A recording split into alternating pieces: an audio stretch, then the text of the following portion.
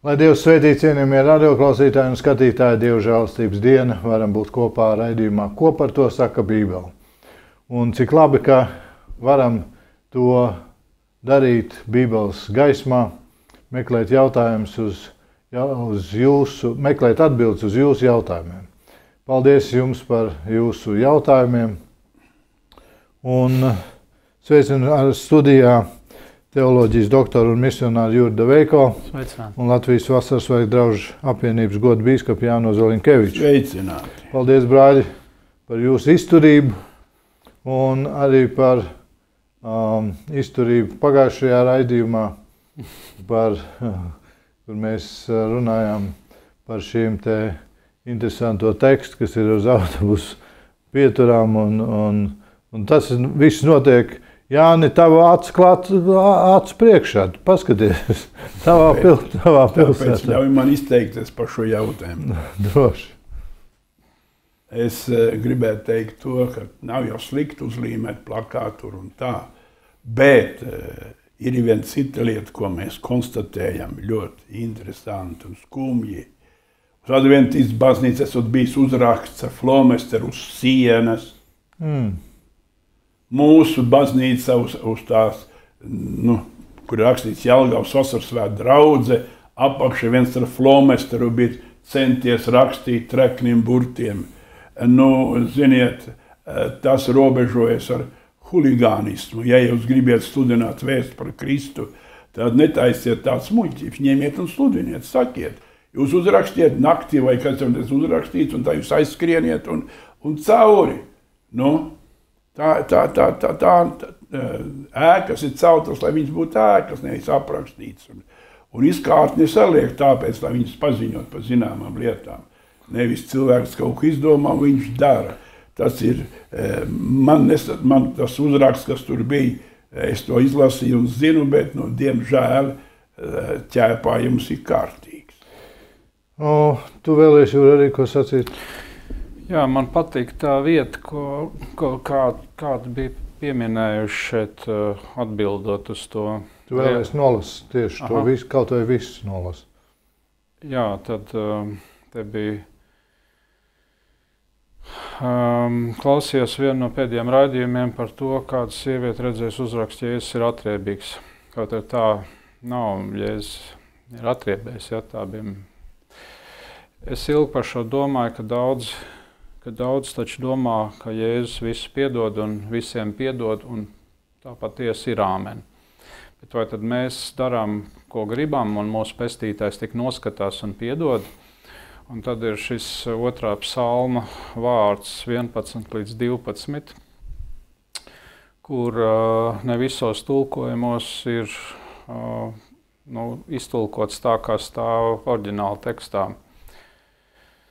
Tā, kalpojiet tam kungam ar bijāšanu un ar sirds trīsām skūpstiet dēlu, lai viņš nedusmo un jūs neejat bojā savos ceļos, jo ātri iedegas viņa dusmas, bet svētīgi viss, kas pie viņa tveras.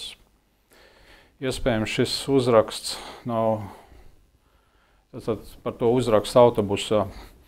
Iespējams, pieturā. Šis uzraksts nav mīlestībā rakstīts, tāpēc mūsos izraisa tādu konfliktu. Vai tas ir jāpapildina ar vārdiem vai jāmaina, piemēram, Jēzus ir taisnas tiesnesis, tāds priekšlikums. Šī varbūt ir pārāk smaga barība, kas tajā var klausīties, bet šis ir evaņģēlijs, kurš ir jādzird visiem, arī neticīgajiem. Es pateicos par jūsu kalpošanu. Tā saka mums kāda klausītāja, ja? Tā es saprotu. Un tas tā norāda uz 2. psalmu, viņa ir ļoti korekta, jo varbūt visi nemaz nezina, kad ir šāds teksts, ja, un var paskatīties angļu tulkojumos, un arī krievu, kur ir līdzīga doma pateikt, kiss the sun, un ko nozīmē tad skūpstīt Bībelē. Tā nav, tas tālu no tās romantikas, ko mēs šodien zinām, jā. Kiss me. Bet, tā ir Tā ir radniecības izpausme, tā ir arī personas pieņemšana un godāšana, tā ir savstarpēja pieņemšana arī, un skūpstam tādā nozīmē ir, kā uz vaigiem, es domāju, ka tas nav tāds intīms skūps, bet kad tas ir tāds viens no godāšanas veidiem, ja, un tepat laikā kontekstā ir rakstīts, kad skūpstiet dēlu, bet tas ir jādara ar bijību. Kad šī skūpstīšana nenozīmē, Jēzus skūpstīšana nenozīmē familiārismu un visatļautību vai vēl kaut ko tam līdzīgu, vai spekulēt uz tā pamata. Mums ir radniecīgas attiecības, un tad kaut kā, ja šeit ir teikts, šeit ir tāds nopietns brīdinājums 12. pantā, ja? 2. psalma 12. pantā. Jā, paldies, paldies klausītājiem. Jā, Evija arī mums raksta, kad viņi gribēja precizēt par uzlīmēto uzrakstu Jelgavas pilsētā, kas izskanēja 6. janvārī mūsu raidījumā. Žēl, ka klausītāji pieminēja tikai vienu uzrakstu. Tāpat pie pieturām ir izlīmēti šādi uzraksti: Jēzus tevi mīl, Dievs ir mīlestība, tur viss spektrs. Protams, katrs dara to, kā viņš to saprot, kā viņš tajā brīdī tiek aicināts no gara. Bet tas, kad sāk rakstīt uz sienu un faktiski bojāt nama fasādi, tad rakstīt uz Vasarsvētku dievnama plāksnes vienalga ar flomasteriem. Tas jau pārvēršas, kas tas ir? Tas ir vārdu tiešām nozīmē huligānisms. Un tur tad ir tiešām tas jautājums. Man joprojām, es pilnīgi piekrītu Juri, ko tu lasīji, un slavu Dievam. Bet tā kā šeit bija iepriekš tavā, ko tu lasīji, kad Jēzus ir taisns tiesnesis. Ja varēja rakstīt, Jēzus ir arī taisns tiesnesis. Nav problēmas, vai tas būs. Bet joprojām, man jāsaka, man būtu grūti braukt uz Jelgavu, piemēram, ar koncertu. Kā pirms koncerta tagad būtu pa autobusu pieturām izlīmēts, Jēzus ir arī atriebējis. Un tagad es braucu kā evanģelizācijas koncerts, nāciet pie Jēzus. Man tas būtu neiespējams. Es teiktu, vispirms noņemiet to visu nost. Un tad parunāsim par ko mēs faktiski iestājamies un kāds ir tas mūsu galamērķis. Jo galamērķis, protams, es saprotu, es ceru, ka arī šim cilvēkam, kas bojājas, ir fasādes un plāksnes, viņa mērķis ir glābtas dvēseles, par ko raksta Pāvils. Bet kādā veidā tas. Vēl te mums jautā, kā saprast 37. psalmu, 5. nodaļu vārdus. Pavēli tam kungam savu ceļu un ceri uz viņu, gan jau viņš tad darīs. Tas ir ļoti grūti saprast. Pavēli tam kungam savu ceļu. Kā mūsu laikā var visu uzticēt Dievam? Tāpēc jau tie jautājums, kā to saprast. Vēstulē romiešiem Pāvils saka skaidri. Visi, ko vada Dieva gars, ir Dieva bērni. Vērojot to, kas notiek draudzēs un dzīvēs, es pārliecināts, ka tic tam, ka viņš gan darīs, bet pavēlēt tam kungam savu ceļu, tas ir sarežģīti. Tas nozīmē to, ka tie, kas Kristum pieder, savu miesi krustā situši ar kārībām un iekārēm. Tas nozīmē visu savu dzīvi uzticējuši Dievam, un Dieva gars viņus vada. Tas ir pavēlēt tam kungam savu ceļu, pavēlēt savu dzīvi. Bet tikmēr, kamēr mēs domājam, ka Dievs ir izpildītājs, un mēs esam tie, kas piestādām viņam prasības, tad mums nekas nesanāk. Es esmu dzirdējis, kungs, es gribu to, kungs, es gribu to, kungs, es gribu to visu. Gribu līdz saka. Saldējumu gribu. Un saldējumu man vēl beigās pieprasa, ne saldējumu neprasa. Un tad beigās, kas tā notiek? Kāpēc Dievs neatbild? Es lūdzu Dievu, un Dievs man teica ļoti skaidri, ļoti striktu teikumu. Es nepiepildu tāpēc, ka jau ir pilns. Un tā viņam rodas jautājums, ar ko pilns? Pilns ar savu es. Jā. Un tāpēc Dievs saka, man nav kur liet. Dievs jau nelej tā pāri. Viņš lej tīrā, tukšā traukā. Un te ir tā problēma. Tāpēc es saku, pavēl tam kungam savu ceļu. Tā ir ļoti liela problēma mūsu laikā. Tas nozīmē visu savu dzīvi uzticēt Dievam. Man bija šis jautājums, veltes jautājums par svētību. Es pārdomāju viņu, un te ir ļoti laba doma, jā, tikai papildinājumā tam, ko Jānis teica. Te ir, varētu, kā viņi tulkot, vai ne, piemēram, angliski ir commit thy way unto the Lord. Krieviski ir preдай Господу путь твой. Tātad, varbūt ne visiem uzreiz tas ir tas pavēlēšanas vārds, kaut kā skaidrs, bet var pastīties citur, kā ir, un tas ir nodot, vai ne? Tā doma ir daudzos tulkojumos kā nodošana. Paskatoties, kāds ir tagad ebreju oriģināla vārds, kas tur stāv, šī pavēlēšana, ja, nodošana. Tas ir tas, kas man iepatikās ļoti. Tā ideja, man liekas, mums visiem ir derīga un var atsvaidzināt mūs un iepriecēt mūs. Tas ir tāds vārds gālal, un viņa pamat ideja ir velt, rullēt, velt. Piemēram, velt akmeņus, novelt akmeņus, aizvelt, rullēt. Un tā doma ļoti vienkārši. Darbi, kas ir jāpaveic, taču tie ir pārāk smagi,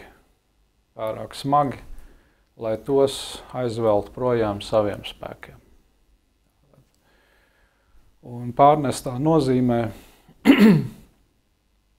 tas bija burtiskā nozīmē, jā, pamatidē, velt akmeņus, aizvelt, norolēt. Bet pārnestā nozīmē ir izrullēt Dievu priekšā savus plānus, savus nodomus, uzticēt viņam visu dzīves gaitu.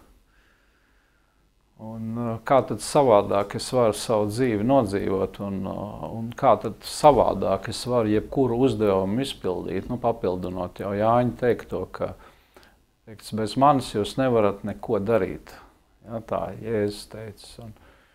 Un tā pamatideja ir tāda, ka viss arī tas, ko bauslībā pavēl, un visas lielās taisnības un visas pareizības, kādas vien ir, tas ir sasumēts Dieva pavēlēs. Tas ir arī Jēzu mums dots. Un tad, kad mēs sakām, es pats nevaru, un man ir neiespējami arī dzīvot tā, kā tas kungs grib, proti visas kalnas vētru un jāņemam un visas citas lielas lietas, kas ir teikts. Un tad es nododu savu dzīvi tam kungam, es viņu nododu pilnībā, un es saku, dzīvot caur mani. Jā, un es visu, kas man ir, uzlieku uz tevis. Tā kā tas ir rakstīts 1. Pētera 5:7. Visu savu zūdīšanos metiet uz viņu, jo viņš gādā par jums. Tā ir tā novilšana arī, tā smago akmeņu novilšana. Jeb arī vēl viens pants, kurā ir šis vārds. Tavā rokā es nododu savu garu. Tu mani esi atpestījis, tu uzticīgais Dievs. Psalms 31, 5-6. Amen. Jā, pilnīgi piekrīt. Amen. Brīnišķīgi. man bija viens cits doma. Jā, mēs cilvēcīgi grūti ir saprast pavēli tam kungam, savu ceļu. Tā kā Jānis teica, ļoti sarežģīti. Bet to, ka mēs pavēlam tam kungam, dari to un dari to,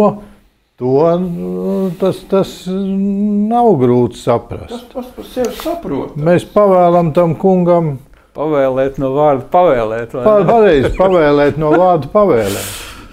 Un šeit mēs pēkšņi uzreiz, jā, bet pēc tam, kad es tā vairāk domāju par to, un sen atpakaļ jau es esmu par to domājis, cik brīnišķīgs tas vārds, kad es pavēlu tam kungam.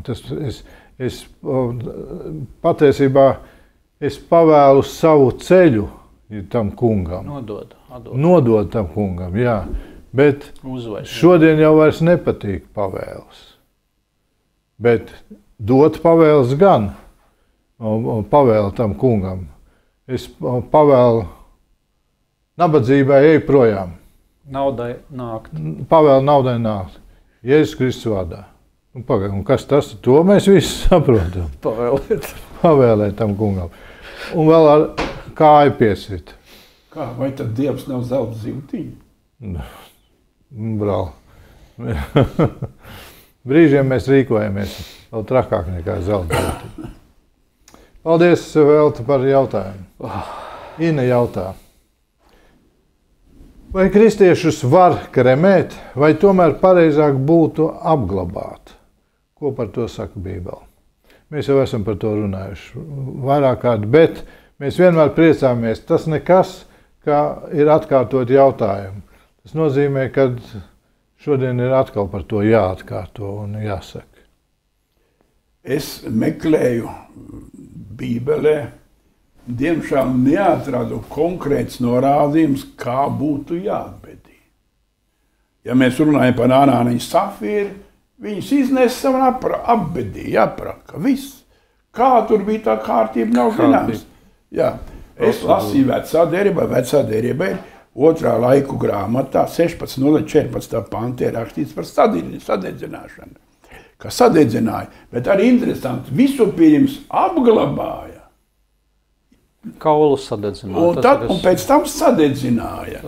Un citā vietā ir rakstīts, viņam nesarīkoja tik svinīgu sadedzināšanu, tik skaistu, kā viņa tēvam. Es domāju, interesanti, tātad senos laikos bija kāds kārtība viņiem tāda, ka apbedīja, ieraka, jeb kā tur bija, es jau nezinu, vai ielika kādā alā, lai viss tur nonīkst, kas ir nīksoši, un tad tos kaulus sadedzināja.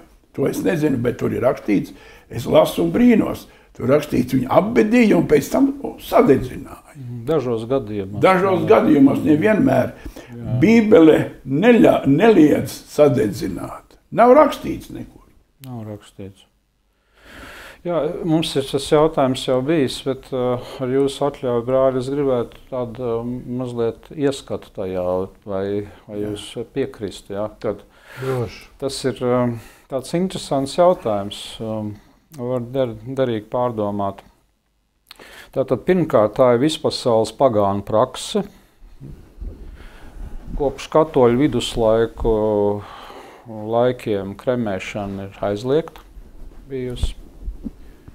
19. gadsimtā jau stipri Rietuma Eiropā uz priekšu. Tad 19. gadsimtā aiz higienas nolūkiem, baidoties arī no epidēmijām, no visādām tādām lietām, tiek izgudrotas jaunas, efektīvas kremēšanas metodas ar ļoti augstu temperatūru, un kur var garantēt arī šo ķermeņa, teikt, tādu efektīgu sadedzināšanu. Pirmās, kas šo procedūru pieņem un sāk praktizēt, ir protestantu draudzes. Un viņu pamatojums, jeb kāds, veiksim, arguments ir šāds: Dievs var augšām celt tikpat labi bļodu ar pelniem, kā bļoda ar putekļiem. Ja? Tā nozīmē kāda starpība starp sadedzinātiem pelniem vai kādiem kaulu putekļiem, kas kaut kur kapā ir. Ja? Katoļi ilgi turās pretim. Ļoti ilgi turās pretim. Man ir sakot, ka tā ir masona prakse un kaut gan principā viņi neatrod arī nekādas dogmatiskas, smagas iebildes šādai lietai, bet viņi turās pie tradīcijas un ilgi turās. Pateikšu, kad viņi beigs šo turēšanos. Tad ir tālāk mazliet laikā tāda. Pamazām šī kremēšana tiek izstrādāta kā tāds ļoti skaists process, un tas sāk aizvietot arī to abedīšanu. Pieminot tikai, ka 40. gados nacisti izmanto ārkārtīgi kremēšanu saviem mērķiem, ja, jo mēs zinām kādiem, ja, holokausts un tā. Un tad, sākot ar 20. gadsimta 60. gadiem, valstīs sāk kremēšana iegūt lielāku popularitāti vēl nekā abedīšana. Tas ir no 60. gadiem. Vairākās valstīs, Anglijā, Čehoslovākijā, Kanādā un tā tālāk. Te ir jāmin, kas lētāks izmaksas, it sevišķi krīzes laikos. Un arī sekulāra attieksme ir, attieksme pret mirušajiem, pret nāvi. Viņi kļūst aizvien tāda sekulāra, nodalīta no baznīciskā aizvien vairāk un vairāk un vairāk. Un cilvēkiem mazāk interesē kaut kādas procesijas, kaut kādas tādas svētīšanas vēl vai lietas, kas ar to abedīšanu ir saistīts kristīgajās baznīcās. Un tāpēc ļoti ātri kremēt var viegli, vienkārši. Un sabiedrībā tas kļūst aizvien pieņemamāks un pieņemamāks. Interesanti, vai jūs esat domājuši, kā tā kremēšana pat pa sev notiek? Kādā temperatūrā brāļi? Būs godīgs, neesmu vēl par to domājis. Jā, es tā institūts pastījos 800, 871 līdz 982 un var pat līdz 1000 aiziet. Jā. Celsija temperatūra. Notiek pilnīgi līķa sadalīšanās un vidējais laiks apmēram kremēšanai ir. Es nesākšu eksaminēt jūs, bet 90 minūtes pieaugušam ķermenim vajadzīgs ir. Un tā. Jā, kremēšana pati, tad to nepasmeļ pelns no tās vietiņas biķerītī kaut kādā, bet paņem kaut kādas cietas daļas, kas ir palikušas kaulu daļas, un viņas pulverizē. Tādā veidā tad izsniedz tuviniekiem pulverizētas daļas. Ja. Kristiešu attieksme īsumā. Ja. 63. gadā Vatikāna 2. koncilā pāvests atceļ kremācijas aizliegumu un 66. gadā atļauj katoļu priesteriem pieņemt, ņemt dalību kremācijas ceremonijās. Tas ir 63. gads. Ja. Pašreizējā kanonisko tiesību kodeksā 83. gadā izdotā ir rakstīts: baznīca nopietni iesaka saglabāt dievbijīgo kristiešu abedīšanas paradumu, taču tas pilnībā nenoliedz kremēšanu, izņemot gadījumus, ka tā tiek izvēlēta tādu iemeslu dēļ, kas ir pretrunā ar kristīgo mācību. Respektīvi, izņemot tos gadījumus, ka kremēšana notiek kaut kādas hinduismu vai kaut kādas aplams ticības dēļ. Tātad, kas iebilst pret kremēšanu pilnībā? Austrumu baznīca, austrumu pareizticīgā baznīca ir vēsturiski arī pilnīgi iestājusies pret kremēšanu, kategoriski. Tātad ar to domu, nevis ar to domu, ka kremēšana kaut kā aizkavētu Dievu celt augšām tos pīšļus. Nekādā ziņā tā nav tā doma, nevienam tāda doma nav pie kristiešiem. Tikai sektām kaut kādām, kad tur šaubās, vai tad Dievs varēs celt augšā tos pelnus. Bet pareizticīgo baznīcai tāda doma, ka cilvēks nav vienkārši tā utilizējams. Viņš ir Dieva tēlā un līdzībā, un viņa ķermenis ir svētā gara templis, un tāpēc viņš ir jāapglabā ar godu, ar atbilstošo godu. Arī protestantu grupas ir, kas bibliski orientēts, konservatīvi orientēts, ir tādas, kas kremēšanu neizmantos. Ne? Varbūt, ka viņi necīnīsies pret to, bet viņi to neizmantos. Ar to domu, ka pamatā tā tomēr ir pagānu praksa. Nu, un tad visbeidzot, piebilstot jau tam, ko Jānis teica, kad Bībeles prakse dažos gadījumos ir saistīta ar kaut kādu kaulu sadedzināšanu. Dažos gadījumos, bet pamatā tā ir abedīšana. Tātad bibliskā vecās derības prakse ir abedīšana kapā, alā vai zemē, ne, kur kādā veidā tas ir daudz apliecināts. Nu, vai kristietis var apsvērt kremēšanu? Tā tad nav skaidrs rakstu pavēles pret kremēšanu. Tas ir tāpat kā vecā derībā, tā arī jaunā nav pateikts, ja, kā kategoriski tur ir bauslis, ja, to nekad tev nebūs to darīt. Ko saka, teiksim, par, jo ne, kas iestājās par kremēšanu? Viņi saka tā, tas nedara neko citu, kā tikai pātrina ķermeņa pārvēršanos putekļos. Ne?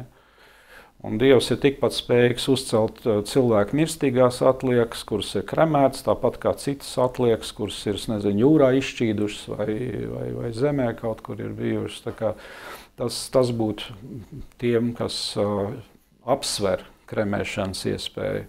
Konservatīvā kristietība visādās, gan katoliskās aprindās, gan protestantu aprindās, ja viņi iebilst pret kremēšanu, tad tas nekādā gadījumā nav arguments par Dieva nespēju celt augšām, bet drīzāk tad arguments, ka ķermenim ir jābūt, jāizrāda, kā saka, arī tas gods, ka tas nav tikai tāds trauks, platonismā, viens drēbīts novelk, otrs uzvelk, bet kad ķermenis tas ir daļa no personības, kur ir radīta Dieva tēlā un līdzībā, un tāpēc viņš būtu jāizvada attiecīgi ar vārdu un ar es nezinu, lūkšanu, varbūt arī kādu lūdz par to. Bet tā attiecīgi arī noformēts.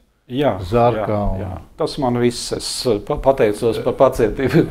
Cik es zinu, mūsu laikos notiek tā. Krematorijas lielās zāles stāv zārks vaļā. Puķes liek visu, kaut ko tur dikti daudz nevar vainagus likt. To visu liek un dara, izvada ar Dieva vārdu, un tāpēc, un tad zārciņš nogrīmst lejā. Tur, kur ir karsts. Kur ir karsts. Viss aiziet, vai ne? Tas ir tā. Tas nozīmē to, ka tam aizgājējam tiek parādīts pienācīgs gods, kas saka viņa miesai, kaut gan es uzskatu, ka tur vairs nav ne gara, ne svētā gara tai miesā.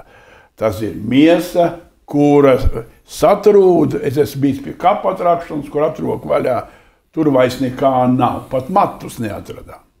Tā kā tas ir tāds jautājums, kā mēs, kurš gribam, tā mēs varam darīt. Bet Dievs to neaizliedz.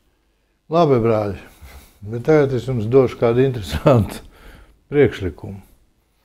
Tas jau ir 2020. gads. Es lasu rakstu, kurš publicēts portālā jauns.lv. Cēlā ideja pasaules glābšanai. Cilvēku komposts jeb videi draudzīgā abedīšanas alternatīva. To, ko tu sacīji, Juri, par 1000 grādiem, tu vari iedomāties, cik tur CO2 un kas tur viss izkūp ārā, kā tas sasilda mūsu planētu. Es neiedomājos. Es domāju, fiks ņem šitos vārdus atpakaļ. Un tas taču ir ārprāts. Mēs taču te paskaties, nonāksim CO2 trūkumā. Kā jau ir klimats tik silts? Kāda amerikāņu firma jau pavisam drīz ieplānojusi pasaulē piedāvāt pirmo videi draudzīgu apbedīšanas alternatīvu – cilvēku kompostēšanu. Rakstu BBC. Tas ir 2020. Kompostēšanu. Šāds kompostēšanas process ietaupa vairāk nekā tonu oglekļa salīdzinājumā ar kremēšanu vai tradicionālo aprakšanu. Pētījumā ar mirušajiem, kuri pirms nāves atļāvuši izmantot savu ķermeni, pētnieciskiem nolūkiem konstatēts, ka cilvēka mīkstie audi sadalās 30 dienu laikā. Nelasīšu visu to rakstu, bet kompostēšanas, lūdzu saprotiet pašai. Nevis kompostēšana. Kompostēšana. Nē, biļetes mēs kompostējam. Kompostēšana. Tā kā rudens lapas. Jā, pareizi. Kompostēšana. Procesa laikā ķermeni iegulda, klausoties, slēgtā tvertnē ar skaidām lakstaugiem un salmiem. Ķermeni lēnām griež, lai ļautu mikrobiem to noārdīt. Pēc 30 dienām mirstīgās atliekas ir pieejamas radniekiem, un klausieties tālāk, un ar tām iespējams apbērt augus vai kokus. Tas nav dievbijīgi vairs nemaz. Mīļie. Tas nav dievbijīgi. Tālāk izlasīšu. Augsnes pētnieces profesoras Linnas Karpenteres uzdevums pētījuma laikā bija pielāgot to cilvēkiem un nodrošināt, lai mirstīgās atliekas būtu videi nekaitīgas. Jo tu saproti, tie mikrobi, pie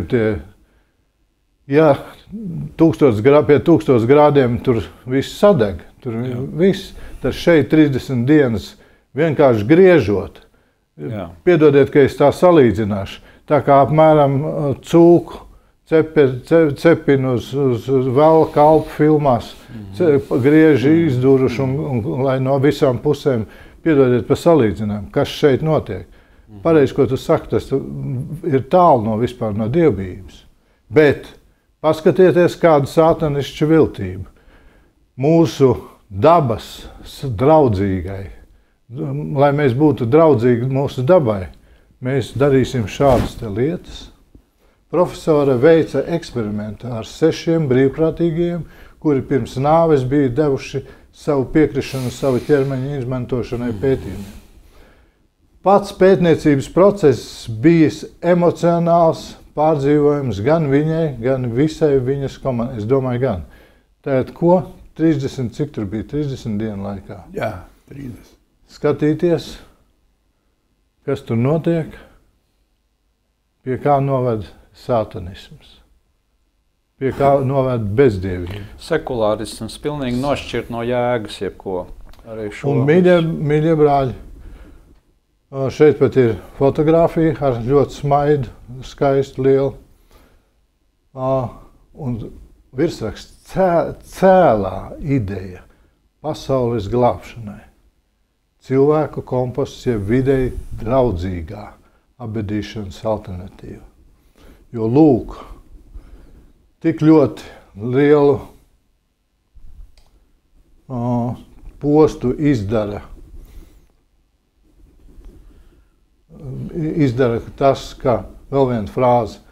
Katrīna, tā ir tā, kura ir ienācis prātā šāds te variants vispār.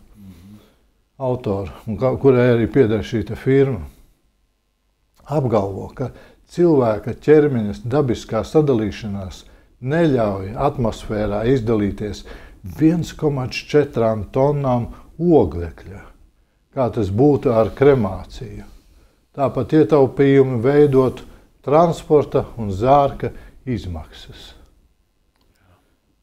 Jāsaka, mīļie draugi, demoniski, vienkārši demoniski.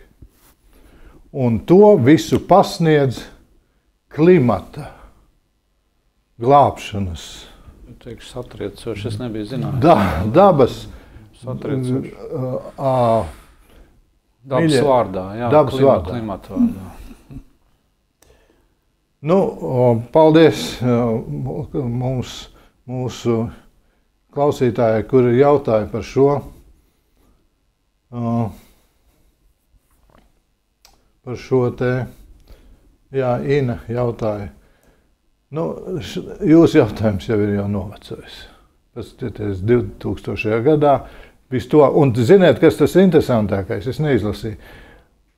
Kongresa abas partijas 2020. gadā jau ir devuši zaļo gaismu, piekritušas, balsojušas par to, ka šādu te turpiniet, dariet.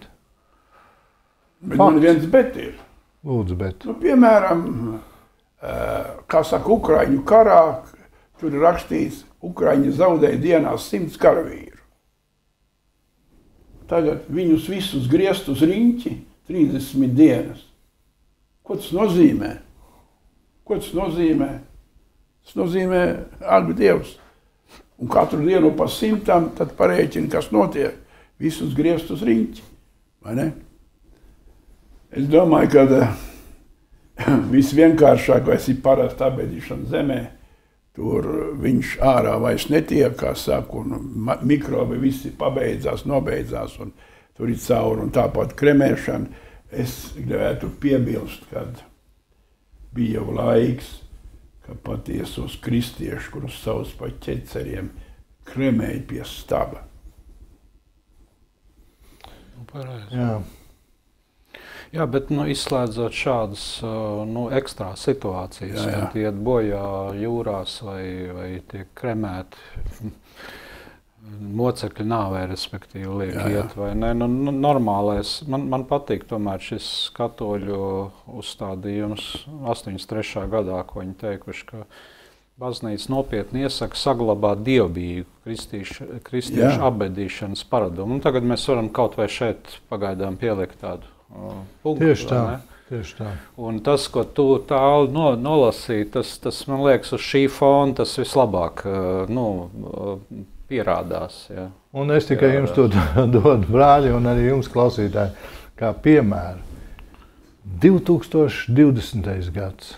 Un šobrīd mēs esam 23. gadā. Jā. Jau 3 gadus atpakaļ jau ir saņemts jau zaļā gaisma, iet uz priekšu. Un kas tad būs vēl? Okay. Jā. Inga jautā, kā jūs varat kļūt ticīgi, cits no cita godu pieņemdami, bet nemeklēdami godu, kas nāk no vienīgā Dieva? Jāņa evaņģēlijas 5. nodaļa 44. pāns. Lūdzu, izskaidrojiet šo raksturvietu. Kāpēc ticības jautājums tiek saistīts ar atzinību no cilvēkiem? Ingai palīdzēs, ja viņa lasīs vairāk kā tikai 1 vai 2 rindiņas, un tad lauzīs par to galvu, ko tas nozīmē. Jo raksts izskaidro raksts, un pirmām kārtām arī tuvākais konteksts to dara. Tāpēc es ieteiktu, kā Ingai, tā arī citiem, lasīt kaut vai no 37. panta sākot, nevis tikai tos 2. Un Tēvs, kas man ir sūtījis, pats ir liecība devis par mani, bet jūs viņa balsi nekad neesat dzirdējuši, nedz viņa seju redzējuši. Un viņa vārds nemīt jūsos, tāpēc, ka jūs neticat tam, ko viņš ir sūtījis. Jūs pētiet raksts, ja jums šķiet, ka tajos ir mūžīgā dzīvība, bet tie ir tie, kas dod liecību par mani. Bet jūs negribat nākt pie manis, lai iegūtu dzīvību. No cilvēkiem es godu nepieņemu. Bet es jūs pazīstu, ka Dieva mīlestība nav jūsos. Es esmu nācis savu Tēvu vārdā, un jūs mani nepieņemat. Ja kāds cits nāks savā paša vārdā, to jūs pieņemsiet. Kā jūs varat kļūt ticīgi, citam godu pieņemdami, cits no cita godu pieņemdami, bet nemeklēdami godu, kas nāk no vienīgā Dieva? Nedomājiet, ka es jūs apsūdzēšu pie Tēva. Jums ir savs apsūdzētais Mūzes, uz ko jūs esat likuši cerību. Kaut vai pietiks līdz šim brīdim.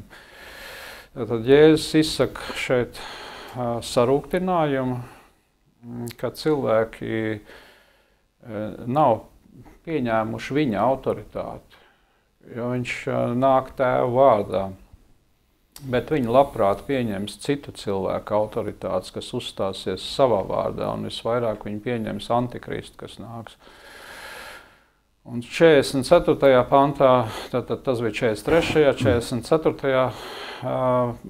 Tiek pārmests tiem jūdu teologiem, kuri vairāk ir ieinteresēti savā rabīniskajā reputācijā, nevis paklausīt Dieva atklāsmei.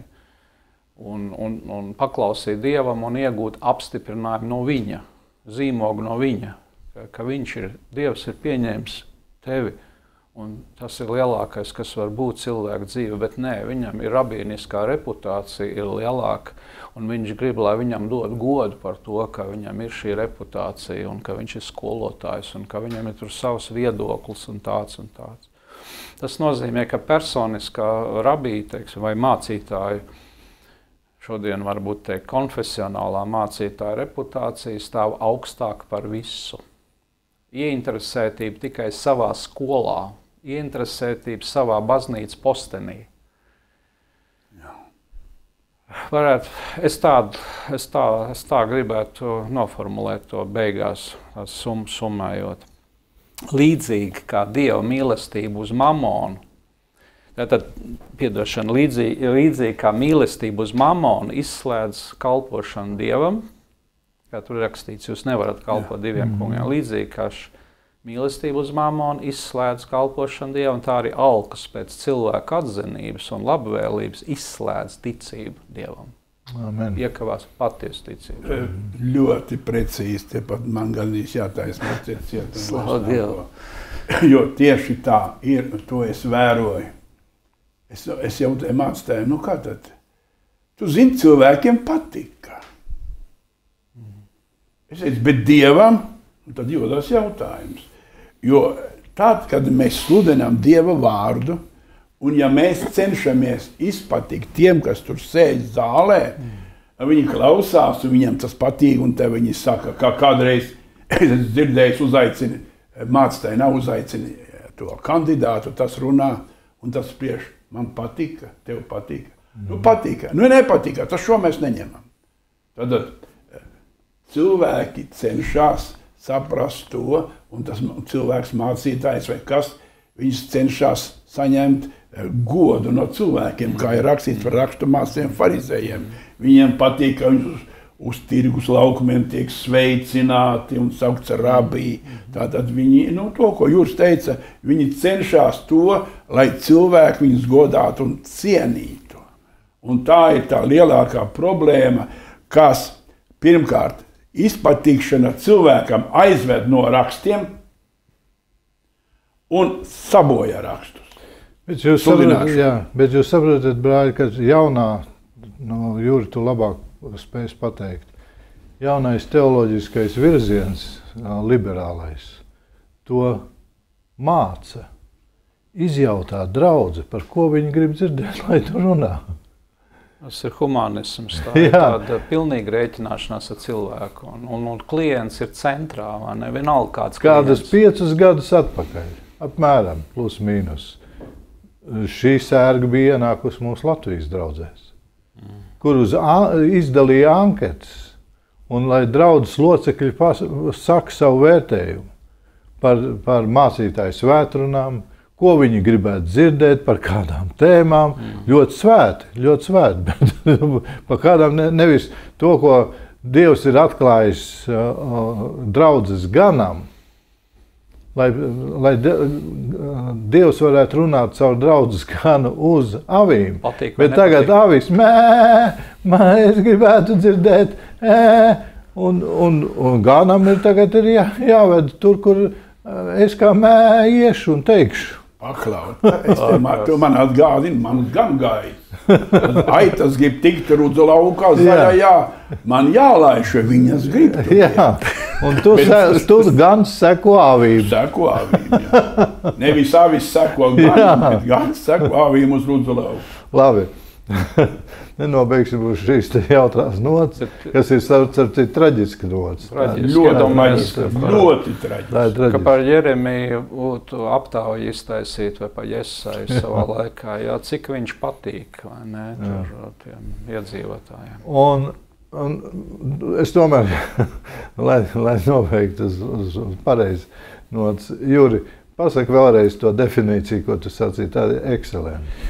Jā, līdzīgi kā mīlestība uz mamonu izslēdz kalpošanu Dievam, tā rakstīts, nevarat kalpot diviem kungiem. Tā arī alkas pēc cilvēku atzinības un labvēlības izslēdz ticību Dievam, jo patiesa ticība Dievam meklē un rēķinās vienīgi ar Dieva atzinību.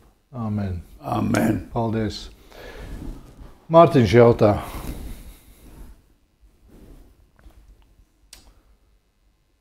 Un Dievs sacīja uz Ābrahāmu, bet tu sargā manu derību, tāpat tavi pēcnācēji un cilšu ciltīm pēc tevis.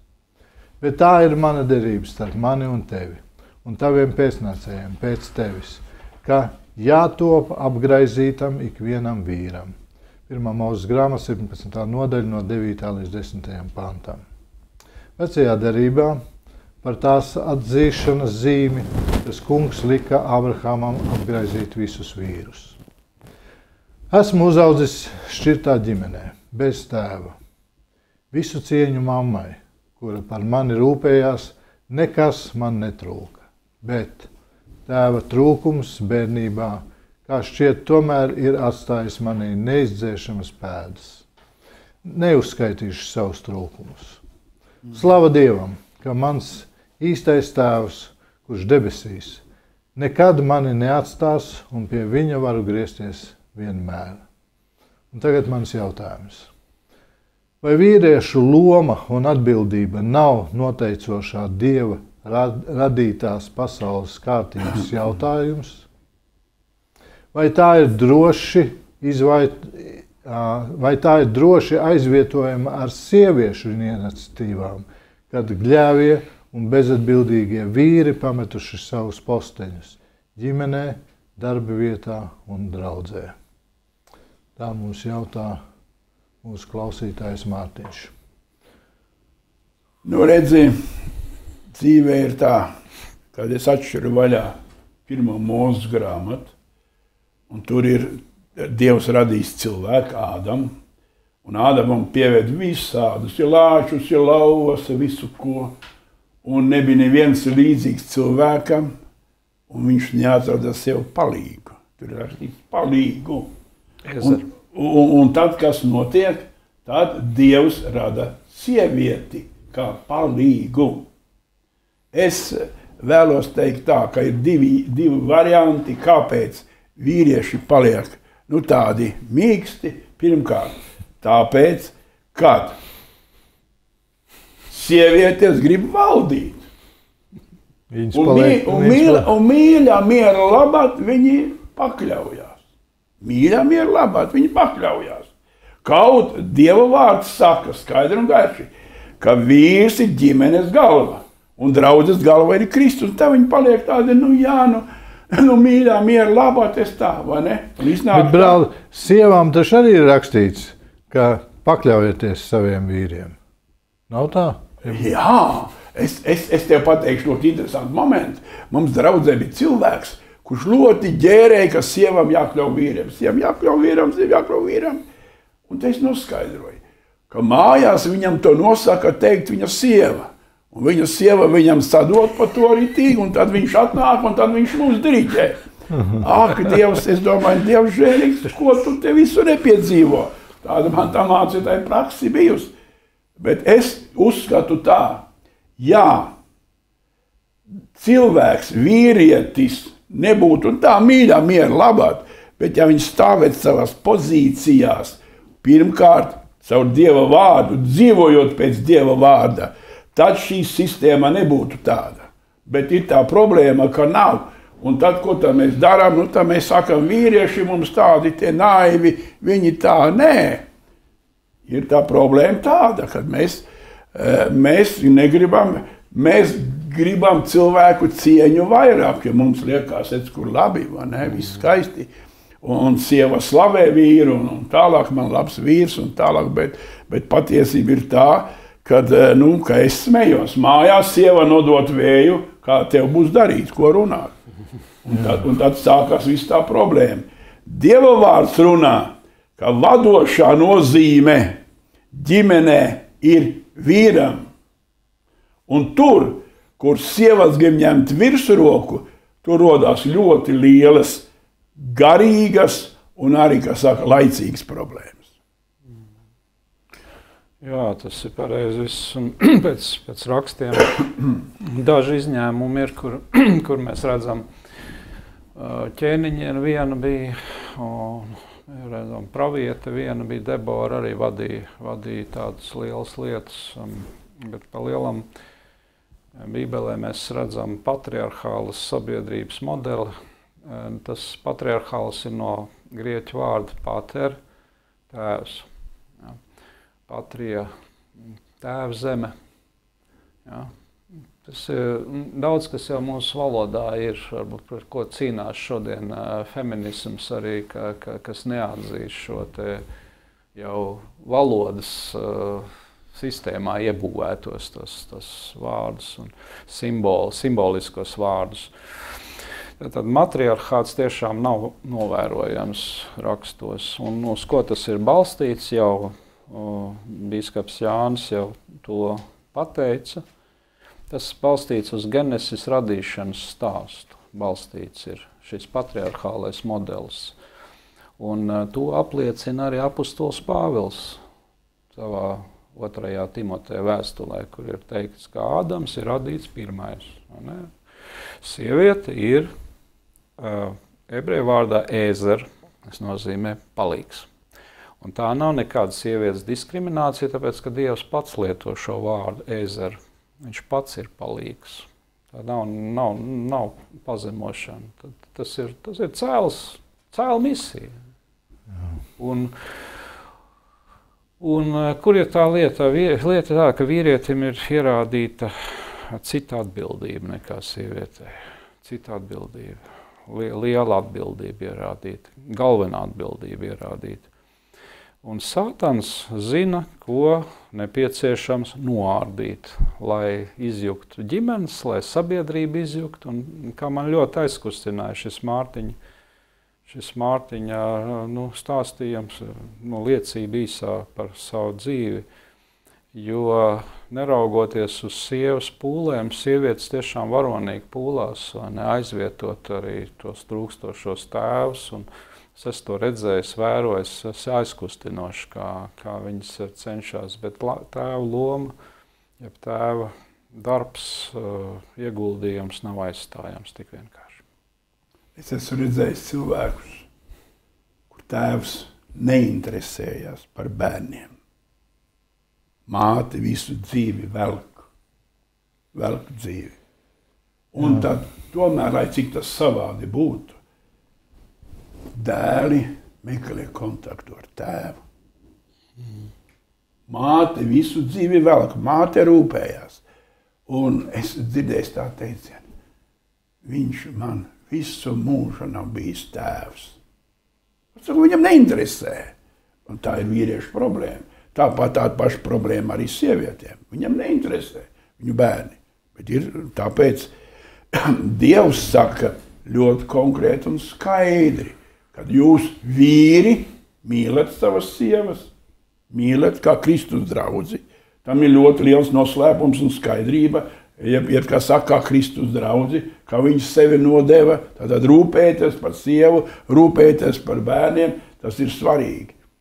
Tāpat nākošā lieta, jūs sievas paklausiet savam vīram. Kādreiz es teicu, ja vīrs mīl sievu, rūpējās par ģimeni, par bērniem, tad tāda sieva noteikti paklausīs. Kaut gan vēlns visu, ko var izdarīt, visāds brīnums. Toreiz es piedzīvoju dažādos veidos, bet lai Dievs mums palīdz, ka mēs visi iestātos savā vietā, aktīvi to darītu, rūpētos attiecīgi pēc Bībeles.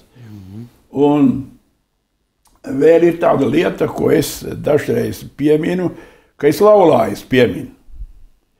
Bībelē ir rakstīts tādu vārdu, apostols Pāvils saka, neatraujieties viens no otra, kā tik uz lūkšanu laiku. Uz gavēņu lūkšanu. Jā, uz gavēņu lūkšanu laiku. Ko es esmu ievērojis? Ievērojis esmu traku lietu. Aizbrauc uz Angliju vai Īriju vai kaut kur atraujās uz pusgadu un atraujās uz visu mūžu. Bībele saka, neatraujoties. Tiek pārkāpts Bībeles principi jau šajā jautājumā. Un tad, vai kā mums tā sanāca? Tā sanāca. Es esmu runājis ar vīriem, kuri pat pusgadu dzīvo prom, vairāk gadu, un es esmu viņam jautājis, uzdevis tieši jautājumus, man jāsaka tā, ko viņi atbild, to ir kauns citēt. Jā. To visu dara Sātans, un Sātanam ir pats galvenais izārdīt, mēs jau to redzam. Viņš ārdīja ārā faktiski pirmo laulību, Ādamu un Ievu laulību. Un viņam izdevās tas, un viņš ārda tālāk. Man mūsu klausītāju Mārtiņa viens jautājums, viens teikums ļoti uzrunāja. Tēva trūkums bērnībā, kā šķiet, tomēr ir atstājis manī neizdzēšamas pēdas. Man arī tas uzrunāja. Ziniet, es jums teikšu kontekstā ar šodienu. Es nezinu, cik Mārtiņam ir gadu, cik sen tas jau ir noticies, bet vienalga. Bet kontekstā ar šodienu, kur tiek kultivēts pavisam vēl savādākas attiecības, kur māte tad viena vairs neaudzinās dēlu, bet viņi paņems sev draudzeni blakus un tad uzaudzinās dēlu. Tad, ja cilvēkam viņš saka, tēva trūkums bērnībā šķiet tomēr ir atstājis manī neizdzēšamas pēdas, tad, mīļie, reāli, kādas neizdzēšamas pēdas atstās tajā puisītī, jeb meitenītē, kur būs uzaugusi nebibliskā, nedievišķā, faktiski demoniskā vidē. Es strādāju, man bija priekšnieks. Es biju nesen precējies, man bija 2 mazi bērni. Priekšnieks atnāk, apsēžas pie mani darbā un saka, Jāni, es tev kaut ko pastāstīšu. Viņš saka, es esmu no šķirtas ģimenes. Maziņš izaudzis. Viņš saka, mana sieva tāda pati. To, ko mēs esam pārdzīvojuši, es nenovēlu nevienam. Un mēs nolēmām, neticīgi cilvēki, un mēs nolēmām, ka mēs nekad to nedarīsim. Ne? Saku, un es tev saku, noteikti nolēmu arī tu. Kaut es jau būtu ticīgs, un es zināju, tas ir, bet redziet, šeit cilvēki domā, viņi domā par sevi. Man te skaists vīrietis uzrunāja, puķes pasniedza, pasmaidīja, bučus vajag iedeva, un sieva jau sāk virzīties kaut kur prom, vai ne? Bet cilvēki nedomā par tām mazām dzīvībiņām, kuras ir radītas, kuras ir un ko tās pārdzīvo. To viņi nedomā. Kaut gan ir tā, viņi saka ļoti vienkārši. Es viņiem prasīju, viņi teica, nekas tēt, nekas mamma, mēs to tev saprotam. Jā. Tas ir tas teiciens, bet iekšā viņiem ļoti sāp. Jā. Atstāja tas pēdas. Jā. Paldies, brāļi! Lai Dievs bagātīgi jūs svētību, mīļie radioklausītāji un skatītāji, lai Dievs jūs bagātīgi svētību. Paldies jums par jautājumiem, rakstiet droši. Jo Dieva vārds, Bībele, nebaidās ne no viena jautājuma. Cik tas ir brīnišķīgi. Dievs nebaidās ne no viena jautājuma. Mēs viņam varam jautāt visu un atrast atbildes Dieva vārdā. Lai Dievs jūs bagātīgi svētī, un, protams, ja tas kungs atļaus, mēs noteikti tiksimies pēc nedēļas. Visu labu!